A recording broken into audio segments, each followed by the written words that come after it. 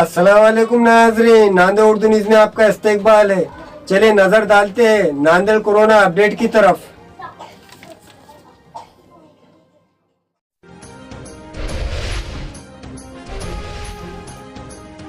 नांदेड़ में एक और कोरोना पॉजिटिव मरीज। सरकारी अस्पताल के सिविल सर्जन डॉक्टर भूसीकर ने हेल्थ बुलेटिन जारी किया है, जिसमें कहा गया है कि 32 रिपोर्ट्स आनी थी, इनमें से 31 रिपोर्ट निगेटिव पाई गई है, जबकि अबचल नगर के साकिन 56 साल की रिपोर्ट पॉजिटिव पाई गई है।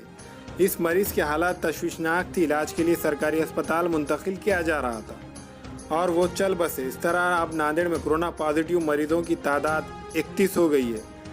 देखा जाए तो शुरू से अब तक नांदेड़ में 35 कोरोना पॉजिटिव मरीज पाए गए हैं। सिविल सर्जन ने ऐसे में शहरियों से घर में रहने की अपील की है।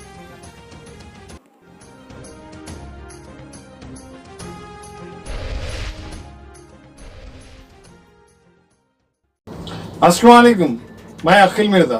हमें उम्मीद है कि आपको हमारा चैनल अच्छा लगता होगा। लेटेस्ट न्यूज़ के लिए देखते रहिए नांदेड़ उर्दू न्यूज़, और न्यूज़ के पसंद आने पर लाइक, शेयर और सब्सक्राइब करना ना भूलें।